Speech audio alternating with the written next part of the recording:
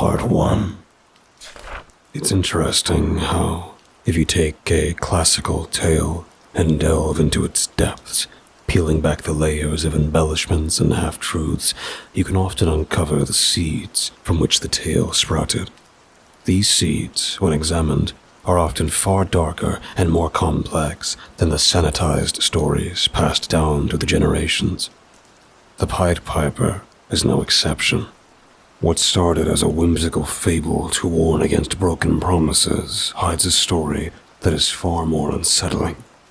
I've searched far and wide for the truth of it, not just out of curiosity, but because my own fate is inexplicably tied to it. Before I tell you why, let me tell you of Chel, the Piper.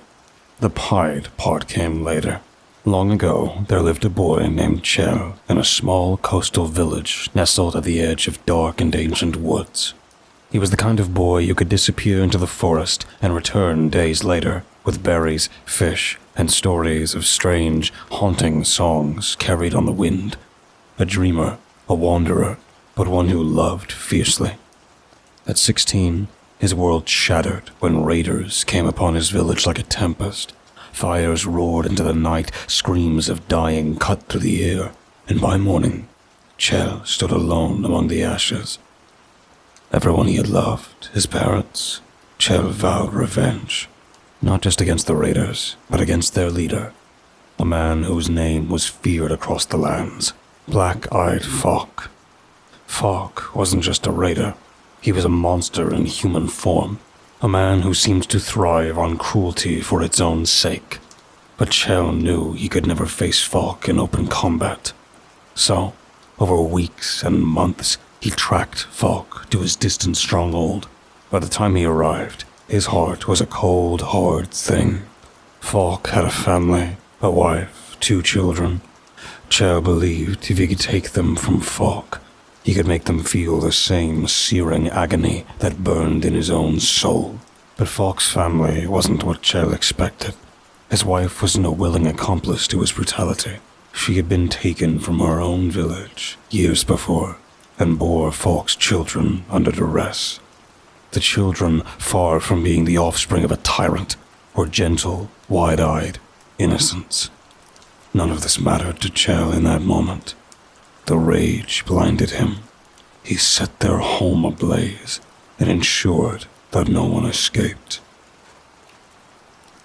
It wasn't until days later, when he heard Fok laugh at the news, that Chel realized what he had done. Fok had cared nothing for them. His wife was a burden, his children an afterthought. The atrocity Chel had committed had brought Fok no pain. Instead, it had shattered Chel's own soul. He had become the very thing he despised. Racked with guilt, Chel stumbled into the wilderness and fell to his knees beneath the shadow of ancient trees. He offered up his life, begging for punishment. As the sun dipped below the horizon, the air grew cold, and he saw something emerge from the darkness. At first he thought it was the devil himself, come to claim his soul. But then came a light, a warm, piercing light that made the shadows recoil. A voice neither man nor beast spoke to him. It was no devil, nor was it truly God, but a messenger, an angel perhaps, or something older, something beyond human comprehension. It told him his remorse had been seen. His heart still had a sliver of light within it, and that light could yet grow if he so chose. But redemption would not come easily. Chel was given a choice. He could surrender to the darkness and perish, or he could wander the earth, a vessel of both penance and purpose. He would never be able to directly interfere in the evils of men, but would instead be tasked with guiding them, nudging them away from the abyss. To aid him in this, the being gave him a gift, a set of pipes forged from no material of this world.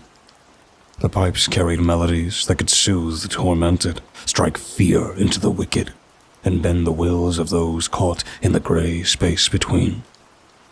And so, the Piper was born. Centuries passed. Chel wandered from village to village, from kingdom to kingdom, his story becoming the stuff of whispered legend. Sometimes he was welcomed as a savior, other times he was feared as a harbinger of doom. But always, his presence marked a crossroads for those he encountered. This brings us to Hamlin. The story you know is a child's bedtime tale, sanitized beyond recognition. The truth is far darker. Hamlin was a town plagued not just by rats, but by something deeper, an insidious rot in the souls of its people. The rats were only a symptom of their disease, driven by fear and desperation. The townsfolk turned to ancient practices, rituals that had not been spoken of for centuries. They built crude altars in the woods and invoked the name of Moloch, the ancient demon of fire, famine, and child sacrifice. The deal was simple. Moloch would rid the town of its plague, but in return, he demanded their children. The elders of Hamlin, those who should have protected their own, were the first to agree. It was easier to sacrifice the young than to face the harder truths of their failings. This was when the piper arrived. To the people of Hamlin, he seemed like an answer to their prayers, a mysterious figure with an aura of power appearing just as the sacrifice was to take place. But Chell had not come to save them from the rats. He had come to save their souls. He played his pipes, and the rats followed him, enticed by the melody. The town watched in awe as he led the creatures to the river, where they plunged into the depths and drowned. When he returned, the piper made his terms clear. The people of Hamlin were to abandon their worship of Moloch and turn their hearts to God. Only then would they be spared. Desperate, the townsfolk agreed. But promises made in fear are rarely kept. A year later, Chell returns to find Hamlin darker than ever. The altars to Moloch were no longer hidden in the woods. They stood openly in the village square. The people had not turned from the demon, they had embraced him, interpreting the piper's arrival as a sign of Moloch's blessing. Chell's blood boiled. He had given them a chance, and they had squandered it. He raised his pipes once more, but this time, the melody was not for the rats. The children of Hamlin, wide-eyed and innocent, heard the song first. They rose from their beds and wandered into the night, their small feet moving in rhythm with the haunting tune. The villagers tried to follow, but the sound of the pipes sent waves of terror through them, freezing them in place. Chell led the children far beyond the village into the dark woods where no one dared tread. He would not harm them, but he would take them from Hamlin, sparing them from the town's impending fate. As for Hamlin itself, Chell left it to the demon they had chosen. Moloch came for his due, and in his wrath, the town was consumed. Fire rained from the sky, the earth split open, and the air filled with the screams of the damned. By dawn, there was no trace of Hamlin, only a scorched wasteland. Chell, the piper, disappeared once more, his burden heavier than ever. The tale of Hamlin spread, twisted by time and fear, into the children's story we know today. But the truth remains, buried beneath centuries of lies. And if you listen closely, in the dead of night, you might still hear the faint strains of his pipes on the wind. Now that brings us to the modern age. How do I know all this? What sent me on this obsessive, desperate quest to uncover the truth of the piper? It wasn't idle curiosity. It wasn't some fascination with folklore or old tales. No, it was personal. It was about Kiara. Kiara is my cousin. She's younger than me by a few years, but we were close growing up, more like siblings than anything else. She was wild but kind, quick to laugh and quicker to anger. When she loved fiercely. When she hated, well, That's what brought us here, isn't it? It happened 2 years ago. Kiara had been dating this guy, Sean. On the surface, he seemed great, charming, funny, the kind of guy who could light up a room. But there were cracks in the facade, things that didn't add up. He was a liar, plain and simple. And eventually, Kiara found out. Worse, she found out in the most brutal way possible. She walked in on him and another girl, a girl she knew, one she'd trusted. I can only imagine what she felt in that moment. The rage, the betrayal, the humiliation. But it wasn't just that. Something deeper broke in her. Something primal. She didn't just want to hurt them. She wanted to destroy them. That's when she told me time stopped. At first I didn't believe her. I mean, how could I? But the way she described it, the way she spoke about it, it wasn't like someone spinning a tale. It was the confession of someone haunted. She said she had been standing in that room, her hands shaking with rage, when everything froze. The air grew still, the world silent. Even the dust motes hanging in the sunlight stopped drifting. And then she noticed him. A young man, cloaked in black as deep as midnight, standing in the corner of the room. He hadn't been there before, but now he was impossible to ignore. His hair was unlike anything she'd ever seen, orange, but not garish, not fluorescent. It was the soft, ethereal orange of a sunset, warm and almost comforting.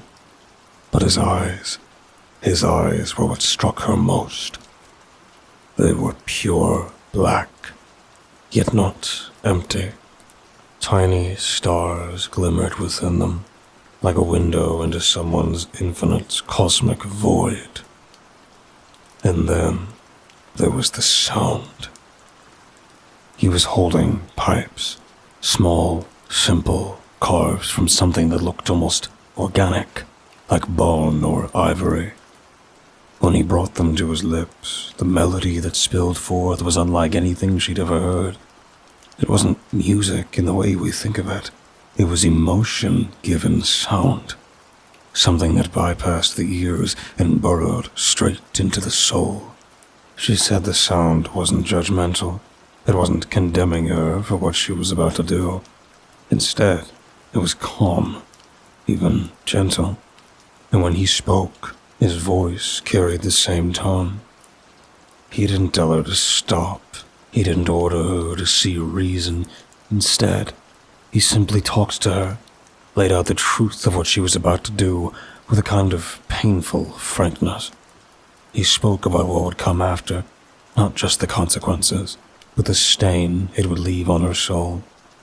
He warned her that her rage, her hatred, would carve something into her that could never be erased. But Kiara didn't listen. When the world resumed, she didn't hesitate. Sean and the girl never stood a chance. She was brutal, efficient. By the time the police arrived, she was sitting in the corner of the room, her clothes soaked in blood. She's in prison now, life without parole. But that's not the punishment that haunts her. She told me that in the aftermath of the murders, as the adrenaline faded and reality set in, she heard the sound of pipes again. This time it wasn't calm. It was mournful, a lament that followed her like a shadow. And since that night, she has not slept once without a nightmare. I didn't know what to make of her story at first. I wanted to dismiss it as a delusion, something her mind concocted to cope with what she'd done. But then, I started digging. I started noticing the patterns, the stories that popped up in old records and whispered folklore. Some of a mysterious figure who appeared at moments of great moral reckoning, always with the same black cloak, the same orange hair, the same unearthly eyes, and always with the pipes. That's what sent me on this quest, to understand what happened to Kiara, to understand who or what this Piper really is. And the more I've uncovered, the more I've begun to realize that the truth is far older, far more terrifying than anything I could have imagined. So I began digging. My search for answers led me to dark corners, to places where most people would never dare to tread. I scoured archives, pored over forgotten police records, and followed trails of whispers that seemed to dissolve into the void. What I found wasn't just folklore. It was real, frighteningly, undeniably real. And it became clear to me that Kiara wasn't the only one who had met the Piper. After months of persistence and jumping through countless hoops, I managed to secure something I never thought possible. An interview with Gregory Mathers, one of the most infamous serial killers of the modern era, convicted of over a dozen murders, though the real number is likely much higher. Mathers was a monster who didn't just kill, he destroyed. His victims were mutilated in ways that spoke to a deep, pathological hatred of humanity itself. Mathers wasn't the kind of man who granted interviews. He'd turned down journalists, criminologists, even filmmakers desperate to make their careers on his story. Yet, for reasons I still can't explain, he agreed to speak with me. Maybe it was my persistence, maybe it was the angle I pitched him, or maybe it was something else, something I still don't understand. When I walked into the interview room, the air was thick with something I can only describe as wrongness. Mathers sat shackled to the table, his once athletic frame now thin and gaunt from years in solitary confinement. His eyes, though, his eyes burned with a sharp, unsettling intensity. He looked at me as if he could see straight through to the core of my being. "You're not a journalist," he said, his voice low and gravelly. "What do you want?" I sat down across from him, trying to suppress the unease crawling up my spine. "I want to know about him, the Piper." Mathers froze. For the first time, the cold confidence in his eyes faltered. He leaned back in his chair, the chains around his wrists clinking softly. "So, you know about him," he said, almost to himself. Then he laughed, a hollow, mirthless sound. "Of course you do. He never leaves us alone, does he?" "What happened?" I asked. "When did you meet him?" Mathers stared at me for a long time before finally speaking. "It was just before I got caught," he said. "My last victim, or what was supposed to be my last victim. A boy, 13, maybe 14. I had him in my basement, tied up. I was preparing him." He paused, as if weighing whether to continue. Then, time stopped. The hair on the back of my neck stood on end. Mathers continued, his voice quieter now. "Everything froze. The lights, the air, even the kid. And then, I saw him. Just standing there, the edge of the room, like he'd always been there. Cloak, black as midnight, hair like a dying sunset. And those eyes, God, those eyes, they weren't human. They weren't anything. Just stars and darkness." "And the pipes?" I asked. Mathers nodded. "He was playing them. Softly. The sound, it wasn't music, not really. It was emotion. It made me feel everything I've tried to bury. Guilt, fear, anger. And then he stopped. He just stood there looking at me. And he said, 'You don't have to do this.'" I leaned forward. "What did you say?" Mathers laughed again, shaking his head. "What do you think I said? I told him to go to hell. Told him it wasn't his place to judge me." "Did he judge you?" "No," Mathers said, his voice almost a whisper. "That's the thing. He didn't judge me. He didn't scream at me or threaten me. He just talked. Told me what I was doing to myself. How every life I took was carving pieces out of my soul. Told me it wasn't too late to stop, to turn back. Did you listen? Others looked at me with an expression I'll never forget. It wasn't anger or regret. It was something deeper, something raw. I wanted to, he admitted. For a long time, I really wanted to. But the thing about monsters like me, we don't stop. We can't. The rage, the hunger, it's all we are. So I ignored him, told him to leave me alone. What happened after that? Mather's gaze dropped to the table. He looked at me for a long time. Then he said, I can't make you stop, but you'll see what happens if you don't. And then he played his pipes again. The room fell silent. For a moment, Mathers looked like he wasn't even there, like he was lost in the memory. Then he spoke, his voice trembling. When the world started moving again, I couldn't do it. The kid, I couldn't even look at him. It was like the music had burned something into my brain. I let him go, but it didn't matter. I was arrested the next day. And now, I asked, do you still hear the pipes? Mather's hands clenched into fists. Every night, he said, his voice breaking. Every goddamn night.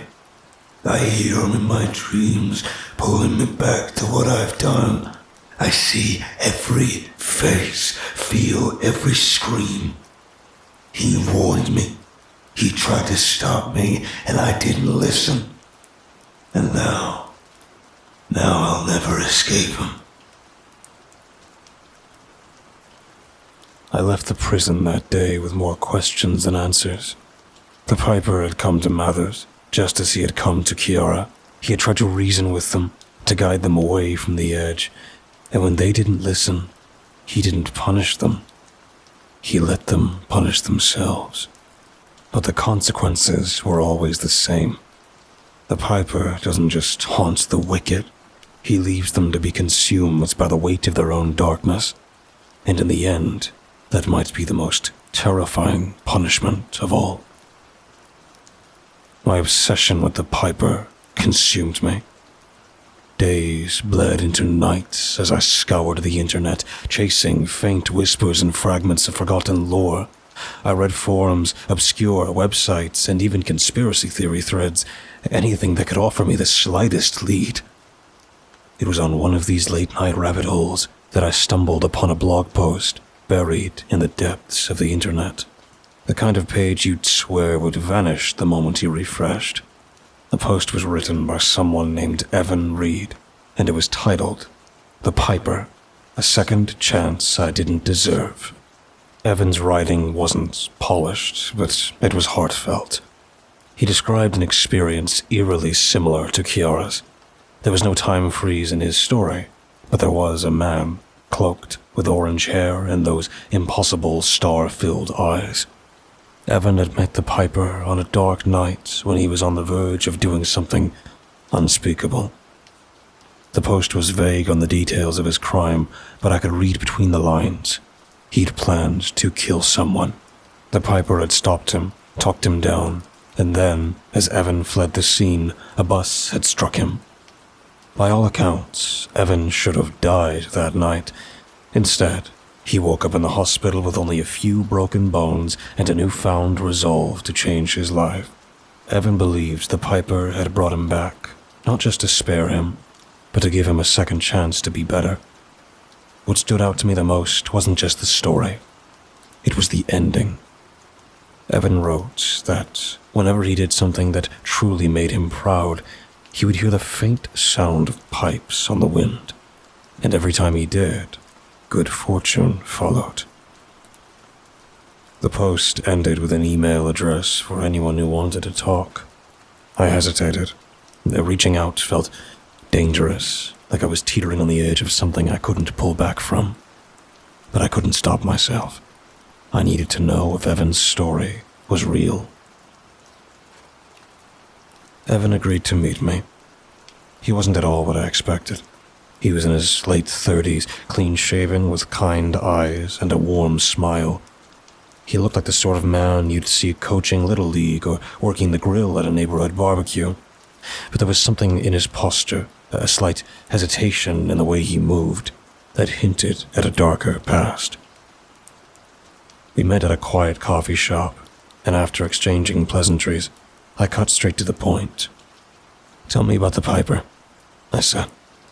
Evan's expression turned serious. "I thought you'd ask about him." He leaned back in his chair, staring out the window for a moment before speaking.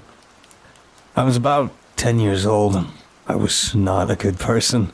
I was angry all the time, blaming everyone else for my problems. My life felt like a constant spiral, and one night, I snapped." He looked down at his coffee, swirling the cup absent-mindedly. "There was a man I worked with, Tony. He wasn't the reason my life fell apart, but he was a convenient target. I convinced myself it was his fault I'd lost my job, that my girlfriend, everything, and I decided he needed to pay for it." Evan's voice grew quieter. "I went to his house that night with a gun." The coffee shop seemed to grow colder. I could feel the weight of his words pressing down on me. "What happened?" I asked. "I was standing outside his house, about to go inside, when I saw him," Evan said. "The Piper. He didn't freeze time or anything. He just appeared. One second I was alone, and the next he was standing there, watching me." Evan's gaze grew distant, as if he were reliving the memory. He had that cloak, that hair, those eyes, but it was the pipes that really stopped me. He played a melody that cut straight through my rage, my grief, my self-pity. And when he stopped playing, he spoke. "What did he say?" Evan smiled faintly. "He didn't tell me I was evil. He didn't call me a monster. He just asked, 'Is this really what you want to be?'" I leaned forward, hanging on his every word.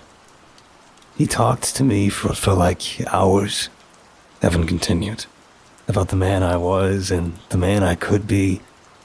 He didn't sugarcoat anything, didn't try to make it sound easy, but he made me see what I was about to do, really see it. And he told me something I've never forgotten. The road back is harder than the road forward, but it's worth walking." Evan fell silent for a moment, his fingers tightening around his coffee cup. I don't know why I listened to him, but I did. I turned and ran. I was so focused on getting away from Tony's house that I didn't see the bus. I swallowed hard. "What happened?" Evan shrugged, almost like he couldn't believe it himself. It hit me hard. I should have been dead on the spot, but next thing I remember, I was waking up in a hospital bed. The doctors said it was a miracle I survived, let alone with just a broken leg and a few bruises. "You think the Piper saved you?" I asked. "I don't think," Evan said firmly. "I know. And I know why he did it. He didn't just spare me, he gave me a chance to make it right." Evan's smile returned, softer this time. "I've spent the last 10 years trying to live up to that chance. I started volunteering, helping people who were struggling like I was. I'm not perfect, but I'm trying. And sometimes, when I do something that really makes me proud, I hear the pipes again, just for a second, on the wind. And every time I do, something good happens. An opportunity, a bit of luck, like he's letting me know I'm on the right path." His words sent chills down my spine. Evan wasn't like Kiara or Mathers. He listened to the Piper. He had changed, and for that, he'd been rewarded. As we parted ways, I couldn't stop thinking about what he'd said. The Piper wasn't just a harbinger of punishment. He was a guide, offering a chance. A hard, narrow chance, but a chance nonetheless. But for those who ignored him, like Kiara and Mathers, the consequences were devastating. I left that meeting with more determination than ever. The Piper was real, and somehow he was still out there, watching, playing, shaping the fates of those who crossed his path. The search continued, pulling me deeper into the lives of people most would prefer to forget existed. I wasn't chasing legends anymore. I was uncovering patterns, threads that wove together across centuries, tied to acts of unimaginable violence and the faint, fleeting presence of the Piper. It wasn't easy. There were people locked away for the rest of their lives, often isolated from the world, yet their stories shared echoes of something unbelievable. One name stood out early in my research. Derek Hale, an infamous spree killer from the early 2000s. Hale had been dubbed the Butcher of Bleakwood by the media, a man who killed with such unrelenting ferocity that even the most hardened detectives described his crime scenes as nightmarish. Over the course of 2 weeks, he took 15 lives, all seemingly random. His only connecting thread was the chaos he left behind, until his abrupt, almost anticlimactic capture. Hale's arrest baffled authorities. After slaughtering his way across state lines, he walked into a small-town police station, blood still on his hands, and confessed to everything. But the official records left out one crucial detail, one that I only found buried in an old transcript from his psychological evaluation. According to Hale, it wasn't guilt that drove him to turn himself in. It was a man with a cloak and pipes who came to him on the night of his final murder. I needed to know more. I visited Hale at the maximum security facility where he was serving multiple life sentences. Meeting him was a stark contrast to meeting Evan Reed. While Evan exuded warmth and humanity, Hale was something else entirely. Evan, behind the reinforced glass at the visitation booth, he was unnerving, his sharp features and pale skin giving him a wolfish, predatory air. His eyes held no remorse, only a flicker of curiosity as I sat down. "You're not a cop, and you're not a shrink," Hale said, his voice low and rasping. "So, what do you want?" "I want to know about the Piper," I said. This got his attention. He tilted his head, studying me like a puzzle he couldn't quite figure out. "Interesting. Nobody's asked me about him before. Most people don't want to know what really happened." "Tell me," I said, trying to keep my voice steady. Hale leaned forward, his expression darkening. "It was after my last kill," he said. "A woman. Her name was... I don't even remember. Isn't that sick? I took her life, and I don't even remember her name. But I remember him." He shifted in his chair, his chains clinking softly. "I was standing over her body, thinking about where I'd go next. Then everything just stopped. The blood dripping from my knife froze in midair. The sound of the city outside disappeared. And then I saw him." Hale's eyes narrowed, his voice lowered to a whisper. "He wasn't human. You understand that, right? Whatever he is, it's not human. That cloak, that hair, those goddamn eyes, like staring into the void of space." "And the pipes?" I prompted. Hale nodded. "Yeah, he played them. Just a few notes. It wasn't like music. It was like a hammer to the chest. All the rage, the power I'd felt, it drained out of me in an instant. It was just empty." "What did he say to you?" Hale's lips twisted into a bitter smile. "He said I had a choice. Told me I could keep walking this road and see where it ended. Or I could stop. Said I was standing on the edge of something I couldn't come back from. What did you do? I told him to go to hell, he said, his voice dripping with venom. I wasn't about to take advice from some freak playing a flute. He laughed, a sharp, hollow sound. But here's the thing. He didn't argue. He just looked at me, like he already knew how this was going to end. And then he played again. The room seemed to grow colder as Hale spoke. The music, it showed me things. My future, the bodies I'd pile up, the way it would end for me, alone, hunted, forgotten. It was like he carved it into my brain with sound. By the time he stopped playing, I couldn't breathe. I couldn't think. And that's when you turned yourself in? Hale nodded slowly. Not because I felt guilty. Not because I wanted redemption. Because I couldn't take it anymore. That music, it's still with me, you know. Every time I close my eyes, I hear it, reminding me of what I am. From Hale, I moved on to others. Each story was different, but the Piper's presence remained the same. There was Lorena Vega, a nurse who had poisoned 7 patients at a hospital before the Piper confronted her in a supply room, playing a melody that brought her to her knees. She stopped killing that day, but was haunted by the music until her dying breath. There was Timothy Griggs, a quiet man in his 70s, who confessed to killing his wife decades earlier after hearing the Piper's song in a moment of drunken rage.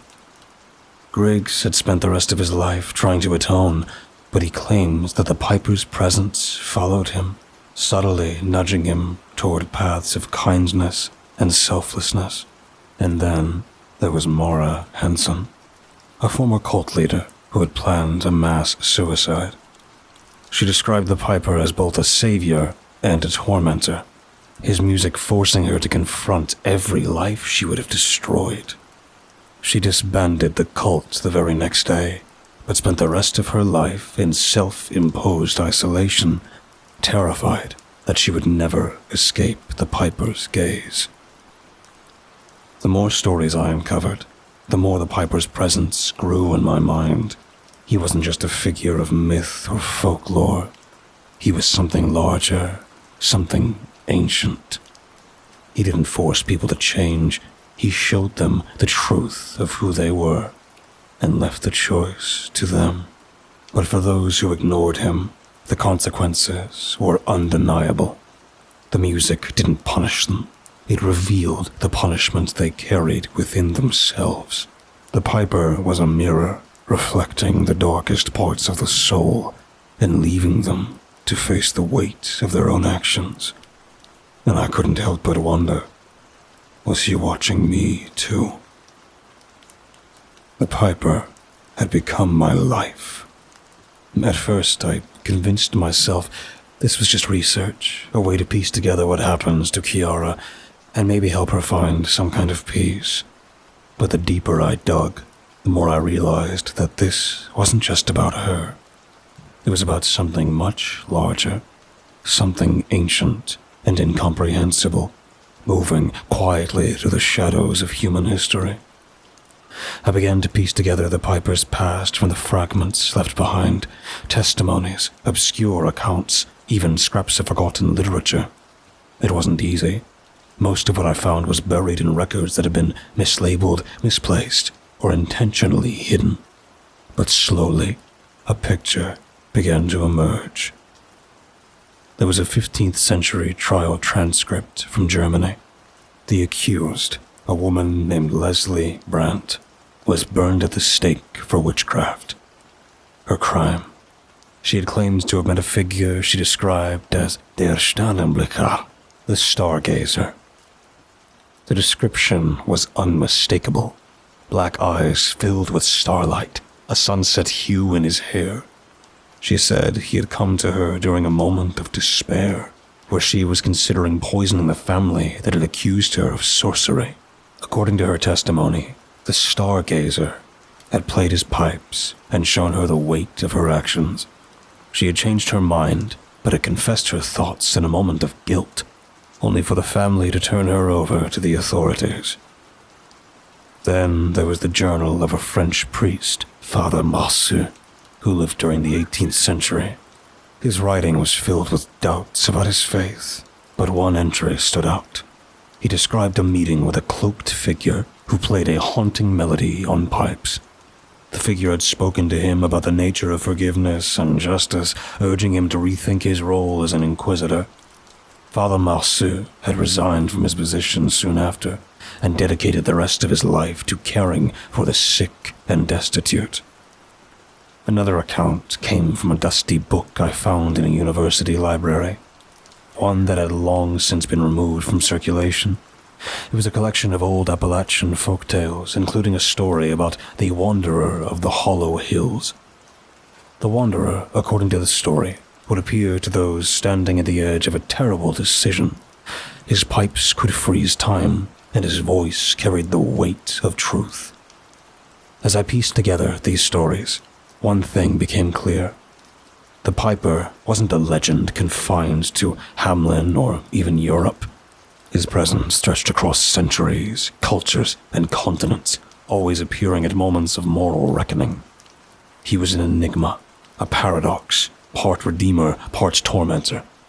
He didn't force change, he simply held up a mirror. But what haunted me most were the patterns I couldn't ignore. Again and again, his presence seemed tied to moments of darkness. It wasn't just individuals he visited. It was communities, towns, entire civilizations. And one name kept surfacing, whispered like a curse across the centuries. Moloch.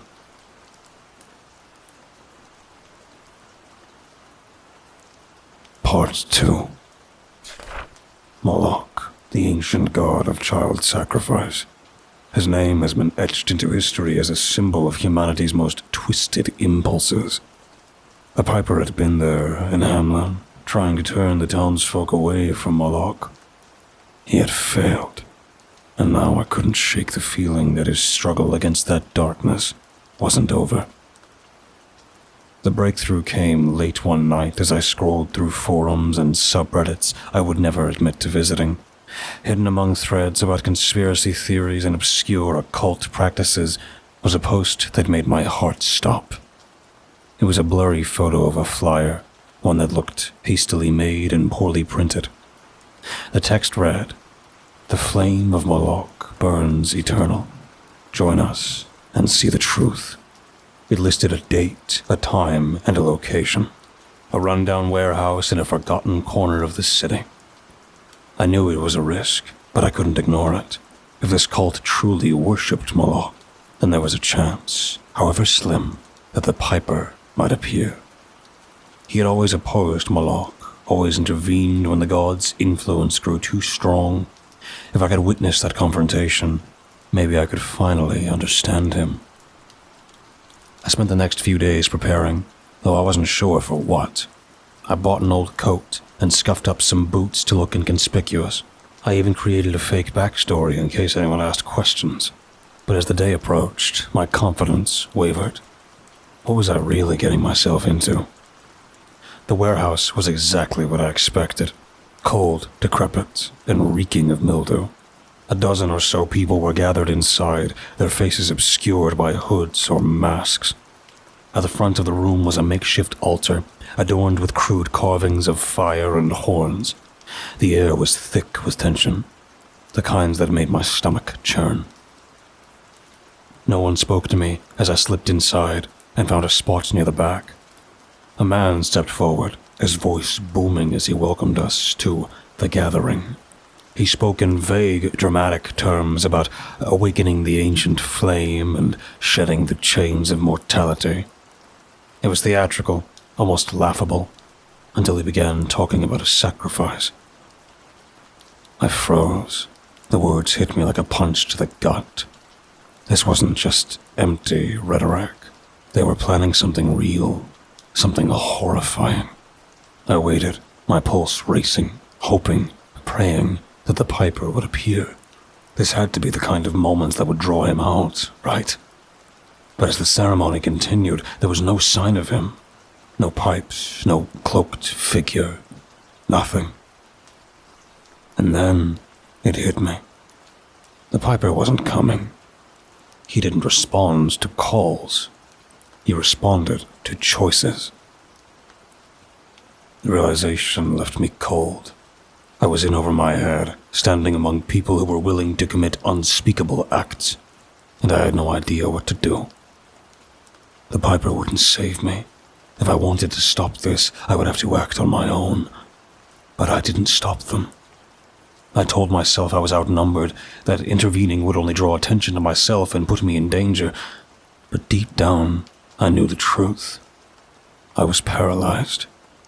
I stood there, still and silent, as the ritual began. The leader stepped forward, raising his arms theatrically, as the gathered crowd formed a circle around the altar. The crude state of Moloch loomed over them all, its figure carved from jagged stone. It had the body of a man, but the head of a bull, its mouth wide as if mid-roar. The details were grotesque, deep grooves from muscles, cracked horns that curved upward, and eyes blank, hollow recesses that seemed far too alive for lifeless stone. The air in the warehouse grew heavy, oppressive. The leader began chanting in a language I didn't recognize, his voice rising and falling in a strange, unsettling rhythm. The others joined in, their tones discordant, but oddly hypnotic. It felt wrong, like the sound itself was cutting into the fabric of the world. A few moments later, 2 members dragged a squealing pig into the center of the circle. The poor animal thrashed against its restraints, its terror palpable. I held my breath, praying to whatever force might listen that the sacrifice would end there, that this ritual wouldn't spiral into something even darker. The leader raised a long, curved blade high above his head, the metal glinting in the dim light. He shouted something incomprehensible, and with a swift, brutal motion, brought the blade down. The pig's cries cut off instantly, replaced by the sickening thud of its body hitting the altar. Blood spilled across the stone, pooling around the base of the statue. The chanting stopped, leaving an eerie silence in its wake. For a moment, nothing happened. The leader lowered his blade, breathing heavily as he scans the room. The others looked on in anticipation, their eyes fixed on the altar as if expecting something to emerge from the shadows. And then I saw it. The statue's eyes, those hollow, lifeless sockets, seemed to ignite. It wasn't fire, not exactly, but a dim, burning light that flickered deep within the stone. It was faint, almost imperceptible, but I felt it more than I saw it. It locked onto me, piercing through my body, my mind, my soul. I couldn't move, couldn't breathe. It was as if the statue was looking into me, peeling away every layer, exposing every fear and every failure. The cold dread that washed over me was unlike anything I'd ever felt before. It was the kind of fear that seeps into your bones and stays there, whispering that you're nothing, that you're powerless. The leader must have noticed the change in the statue, because he dropped to his knees, arms outstretched. His voice trembled with ecstatic fervor. "Moloch has heard us," he shouted. "The flame burns eternal." The others followed suit, dropping to their knees in unison. But I couldn't. I was frozen, locked in place by those burning, unblinking eyes. Nothing else happened. The light in the statue's eyes faded after a few moments, leaving it as inert as it had been before.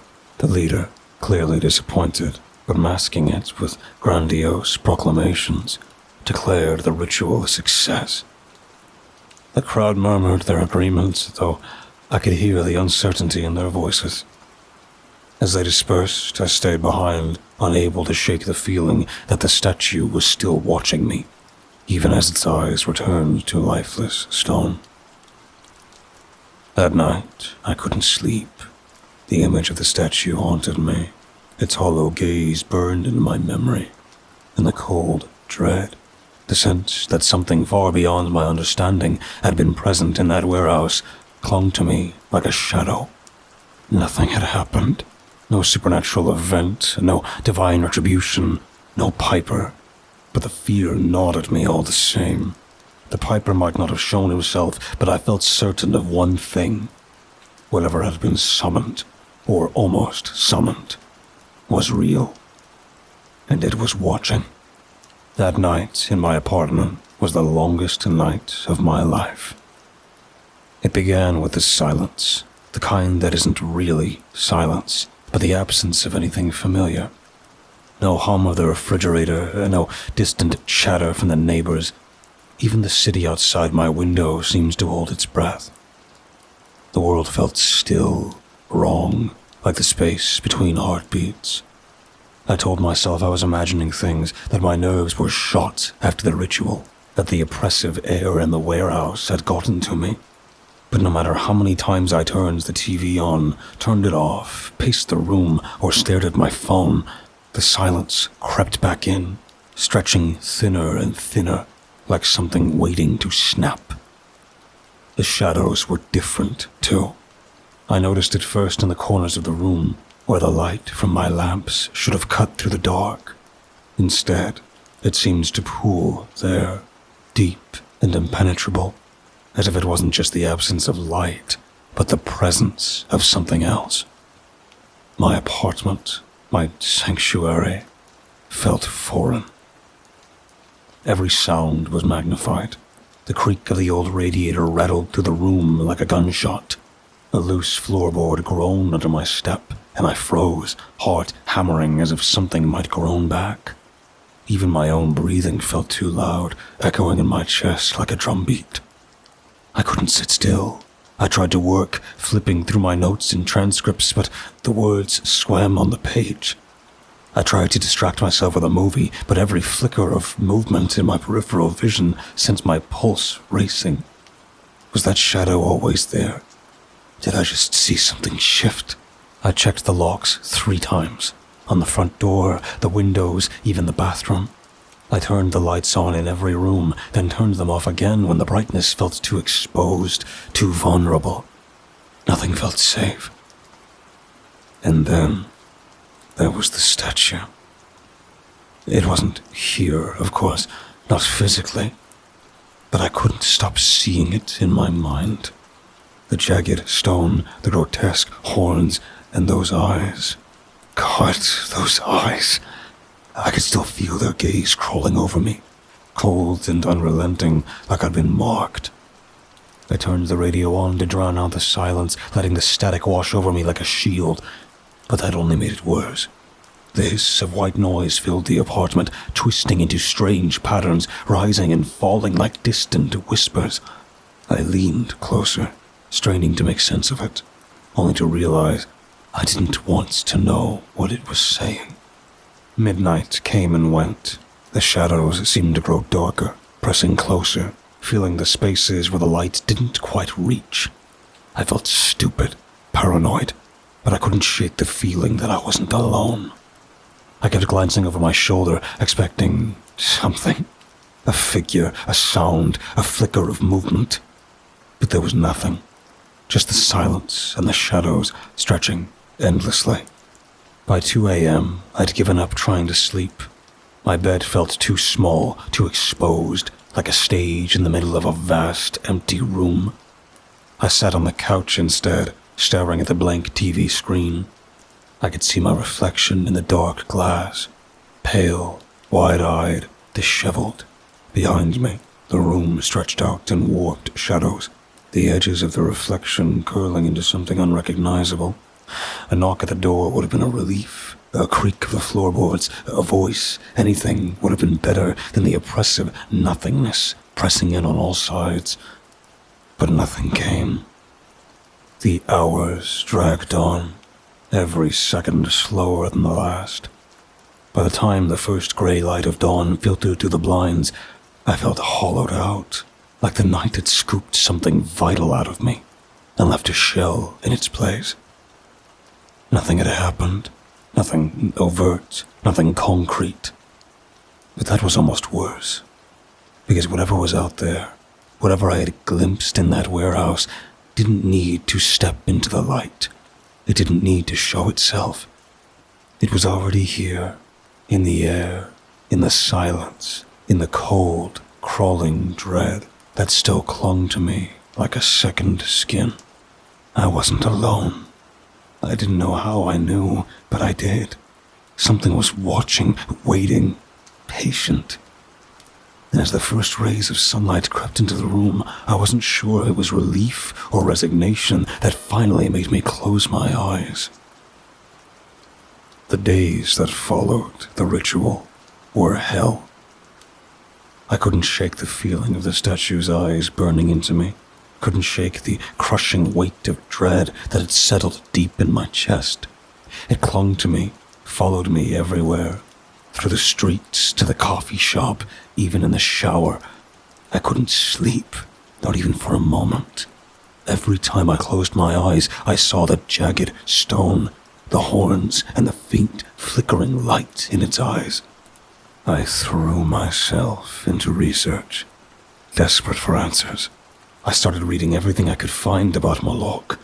The name appeared across cultures, whispered in different forms, but always tied to the same thing: blood, fire, sacrifice. It wasn't just ancient mythology. Moloch had been invoked throughout history, his presence tied to moments of unthinkable cruelty. Wars, massacres, and rituals hidden from the public eye. The more I read, the worse it got. The stories spoke of those who called upon Moloch not out of devotion, but out of desperation. People who would give anything to gain power, escape ruin, or satisfy their darkest desires. And every time, the cost was the same. Lives, innocence, children. I didn't realize how much time had passed until I glanced at the clock on the fourth night and saw it was nearly 2 a.m. The apartment was silent, save for the faint hum of my desk lamp. The shadows seemed thicker than usual, pressing in at the edges of the room like they were waiting for me to turn my back. I shook my head, rubbing my eyes. I told myself I was imagining things. I was just tired, sleep-deprived. But then, I heard it. Footsteps. They came from the hallway outside my apartment, a slow, deliberate tread that sent a chill crawling up my spine. I froze, staring at the door, waiting for the sounds to pass, but it didn't. The footsteps stopped right outside my door. The silence stretched, suffocating. My heart pounded in my chest as I crept toward the door, peering through the peephole. The hallway was empty. I stood there for a long moment, my breath shallow, before finally stepping back. "Get a grip," I muttered to myself, but the words felt hollow, like a lie I couldn't quite believe. I turned back to my desk, and that's when I heard the first slam. It came from the kitchen, a sharp, violent crack that echoed through the apartment. I spun around, heart hammering in my chest. The cabinet doors were wide open, the contents scattered across the counter and floor. Another slam, this time from the bathroom. I darted to the doorway, flipping the light switch. The shower curtain was drawn closed, though I knew I'd left it open. My hand trembled as I reached for it, yanking it back. The tub was empty. The sound of footsteps started again, heavier this time, echoing from the living room. I stepped out into the hallway, every nerve in my body on edge. "Hello?" I called out, my voice cracking. Nothing. I stepped into the living room and froze. Through the window, I saw a figure standing in the shadows just beyond the glass. It was barely illuminated by the faint light from a distant street lamp, but I could make out the shape. A tall, broad figure cloaked in darkness, its face obscured. It didn't move. It just stood there, staring. I felt frozen, every muscle locked in place. And then, as if it realized it had seen me, the figure turned and fled, disappearing into the shadows. I stumbled back, my legs nearly giving out beneath me. I locked the window, drew the curtains, and leaned against the wall, my breath coming in ragged gasps. I turned to leave the room and caught movement in the corner of my eye, the mirror above the fireplace. I didn't want to look. Every instinct screamed at me to run, to leave the apartment and never come back, but I forced myself to turn. At first, the reflection showed only me, pale, trembling, staring into my own terrified eyes. But then, something shifted behind me, a flicker of movement in the shadows. I whipped around. The room was empty. When I turned back to the mirror, the movement was gone, but the reflection wasn't quite right. The shadows seemed deeper, darker, almost alive. I didn't sleep that night. I couldn't. I sat in the corner of the room, my back to the wall, clutching the only weapon I could find, a kitchen knife. The apartment was silent, but the sense of being watched never left. By dawn, I wasn't sure if the fear I felt was mine or if something else had planted it there. The morning brought no relief. The sunlight that streamed through the curtains felt pale and distant, like a cruel parody of comfort. My body ached from sitting on the floor all night, and my mind was fogged with exhaustion. But I was alive, and for now, the oppressive dread seemed to have loosened its grip. I stumbled into the bathroom, desperate to wash the night away, even if only for a moment. The cold water on my face helped a little, numbing the terror that still lingered at the edges of my thoughts. As I stared up and looked into the mirror, my reflection stared back, hollow-eyed and haggard. I let out a shaky breath and turned away to grab a towel. When I looked back, my reflection was no longer mine. It moved faster than I did, standing completely still while it recoiled. My breath caught in my throat. My reflection wasn't me. It was staring directly into my eyes, its expression unreadable, its gaze sharp and knowing. Then it smiled. I stumbled back, my heart hammering in my chest, but the reflection didn't move. It stayed in the mirror, locked in that eerie, unblinking grin. And then it spoke. "You're so tired, Glenn." The voice was mine, but it wasn't. It was softer, calmer, with an edge of something sinister curling around the edges of the words. "You've seen it, haven't you?" The reflection continued. "The truth. You felt it watching. You know what it wants." My legs felt weak, but I forced myself to speak. "What the hell are you?" It tilted its head, almost playfully. "I'm you. Or maybe I'm not. Doesn't matter. You're standing on the edge, Clan, and you can feel it. The only question is whether you're going to fall or jump."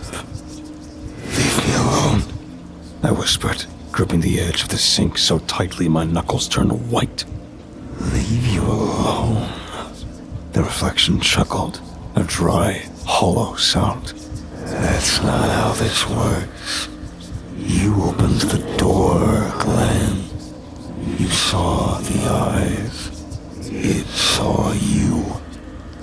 I shook my head, squeezing my eyes shut, but I could still hear it. My own voice, relentless and invasive. There's only one way to end this, it said, its tone dropping to a low, conspiratorial whisper. You need to find him. Find who? I snapped, my voice cracking. The leader, the reflection said, its grin widening. The one who led the ritual. The one who called Moloch's name. You know where to find him. I'm not. You will. It interrupted, the grin vanishing in an instant. Its face was suddenly cold, stern. You'll find him. You'll bring him to Moloch. Offer him. You'll feel the peace you've been chasing ever since you stepped into that warehouse. You'll finally be free. I stared at the mirror, my chest heaving. No, I'm not doing that. I'm not a murderer. The reflection didn't smile this time. It simply stared at me with those unblinking eyes, its face unreadable. You're already marked, it said softly. You're already his. The only way to stop the screaming is to listen. And then it was gone. My own reflection stared back at me, pale and shaking, but otherwise normal. The bathroom was silent, save for the faint drip of the faucet. I stumbled out of the room, my hands trembling as I gripped the edge of the kitchen counter to steady myself. The reflection's words echoed in my mind, relentless and inescapable. You'll find peace. You'll finally be free. I didn't want to believe it. I didn't want to even consider it. But deep down in the part of me that had been twisted and hollowed out by fear, a tiny, treacherous thought began to take root. What if it was right? The days that followed were a haze of resistance and desperation. I fought against the words that echoed in my mind, the image of my own reflection speaking those terrible things to me. I told myself it wasn't real. I was sleep-deprived, paranoid, imagining things, but no matter how much I tried to rationalize it, the cold truth lingered at the edge of my thoughts. I tried everything to distract myself. I threw myself back into my research, combing through every book, every forum, every scrap of information about Moloch, but it only made things worse. The stories I found spoke of those who tried to resist the god's influence. They always failed. At night, the dread returned. The shadows seemed darker, the silence heavier. The apartment felt alive, as though something unseen was watching, waiting for me to break. The strange occurrences continued, doors creaking open when I knew I had closed them. Faint footsteps in the hallway, glimpses of movement in the corner of my eye. The worst were the mirrors. I couldn't look at them anymore. Every time I passed one, I felt its pull, like it was calling out to me, daring me to look again. I covered them with sheets, but it didn't help. The reflection's voice still haunted me. You know what you need to do. You'll find peace. You can't fight him. I refused to give in. I told myself I was stronger than this, that I wouldn't become a pawn in whatever twisted game I'd stumbled into. But my resolve was hollow. The fear gnawed at me, consuming every waking thought. I didn't sleep. I didn't eat. The walls of my apartment closed in, suffocating. I couldn't stay there anymore, but the thought of going outside, of facing the world, felt just as unbearable. On the 5th night, I finally broke. It was almost midnight when I left the apartment. The city felt alien, the streets empty and lifeless. Even the distant hum of traffic seemed muted, swallowed by the oppressive quiet. I didn't know exactly why I was heading back to the warehouse. Maybe it was desperation, a need to confront whatever had been set in motion that night, or maybe it was something worse, an invisible pull guiding me back to the statue. The warehouse loomed ahead, dark and silent, its broken windows like empty, staring eyes. I hesitated at the door, my breath visible in the cold night air. For a moment, I considered turning back. But then, I heard it. A faint, almost imperceptible sound, like a whisper carried on the wind. I couldn't make out the words, but the tone was clear, urgent, commanding. I stepped inside. The air was cold and stale, the kind of cold that sinks into your bones and stays there. My footsteps echoed as I made my way across the empty floor, each step feeling heavier than the last. The statue was still there, standing in the center of the room like a sentinel. The grotesque form seemed larger than I remembered, its jagged features more menacing. The horns, the open mouth, the carved musculature. It was monstrous, but it was the eyes that drew me in. They were empty, lifeless holes, yet they seemed to see me, to follow my every move. I felt their weight pressing down on me, cold and suffocating. I stopped a few feet away, my heart pounding. I didn't know what I expected to happen. Maybe I thought the reflection's voice would return, or that the statue would spring to life. But the room was silent, save for the sound of my own ragged breathing. And yet, the dread didn't fade. If anything, it grew stronger, coiling around me like a vice. "What do you want from me?" I whispered, my voice trembling. The statue didn't move, didn't respond, but the air felt heavier, as though the room itself was listening. I stepped closer, my legs shaking. "Is this what you wanted? For me to come here? For me to..." I couldn't finish the sentence. The weight of the words was too much. And then, as I stood there staring into those empty eyes, I felt it. A presence, not physical, not visible, but undeniable. It was there, all around me, filling the space with an overwhelming sense of power and malice. I fell to my knees, my breath hitching in my throat. The cold dread that had followed me for days was nothing compared to this. It was like staring into the abyss and feeling it stare back, ancient and hungry. For the first time since this nightmare began, I realized how small I was, how powerless, and yet I couldn't bring myself to leave. The reflection's voice echoed in my mind, soft and insidious. "You'll find peace." I didn't believe it, but I couldn't help wondering if it was right. As I knelt there, the crushing weight of the statue's presence pressed down on me. I heard footsteps, slow, deliberate, echoing through the warehouse. I turned, my body stiff with dread, and saw the ritual leader step out of the shadows. He looked different without the theatrics of the ceremony. No hood, no dramatic gestures. Just a man, plain and unremarkable. Yet his eyes held something unnatural. They gleamed with the kind of certainty that comes only from absolute belief. And in that moment, I hated him. "Why are you here?" he asked, his voice calm, almost conversational. The rage hit me like a tidal wave, sudden and overwhelming. I surged to my feet, my fists clenched so tightly my nails bit into my palms. "What do you want from me?" I shouted.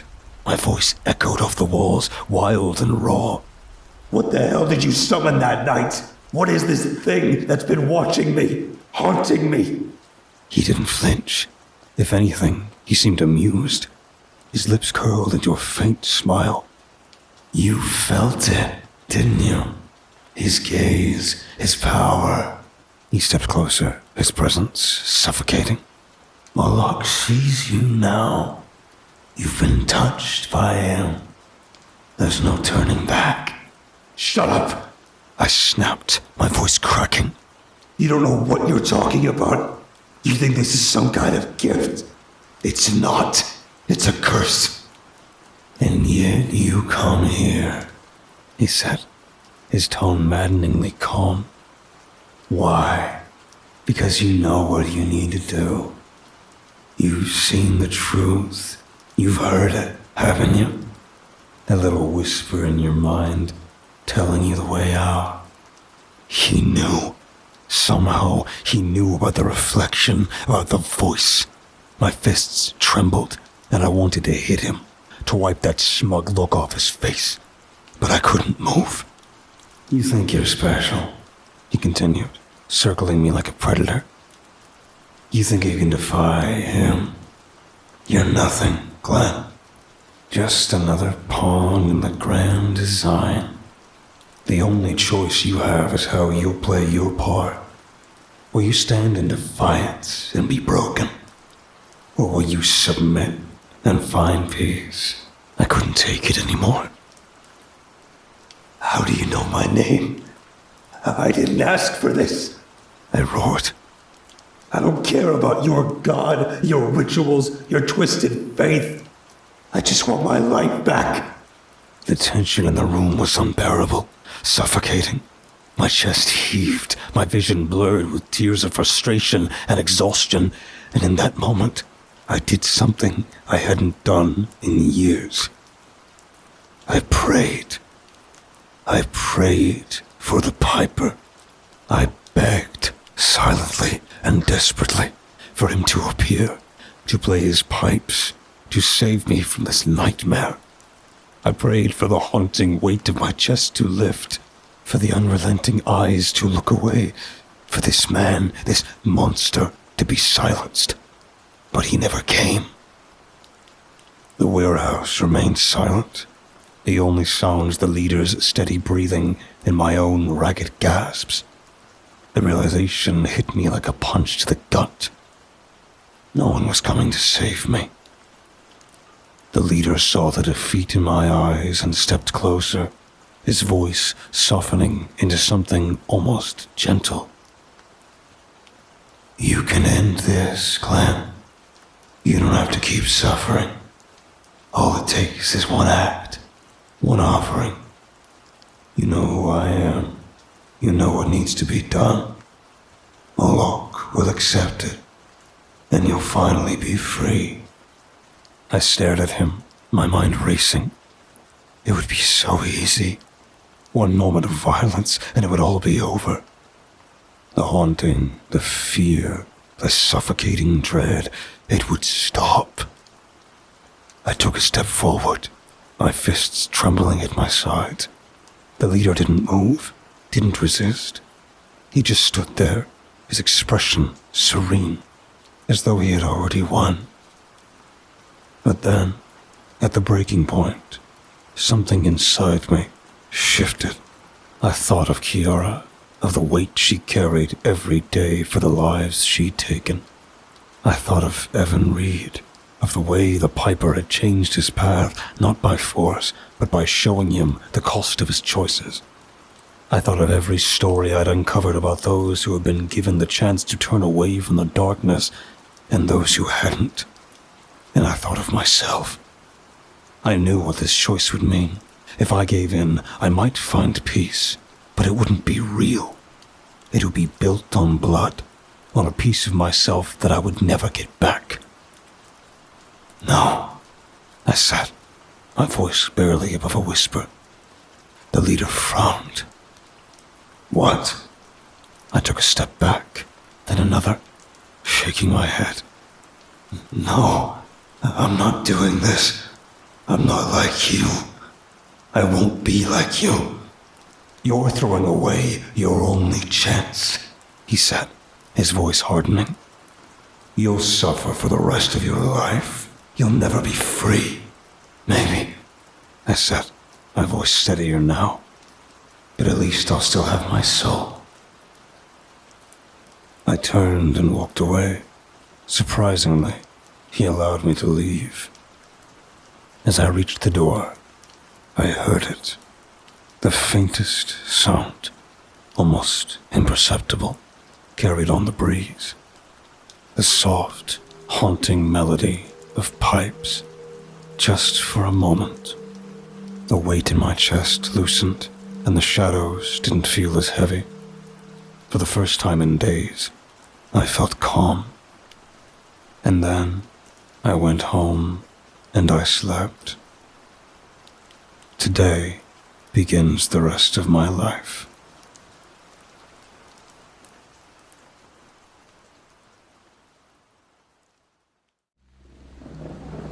Thank you for listening and delving with me into the dark together. Please remember to leave a thumbs up and subscribe if you feel so inclined. The more engagement this video gets, the more YouTube will push my content to others. Thus, the following will grow. All stories read in this channel will be available on Spotify, iTunes, and just about everywhere else. Links in the description. Thank you for listening and feeding the cause. We'll be seeing you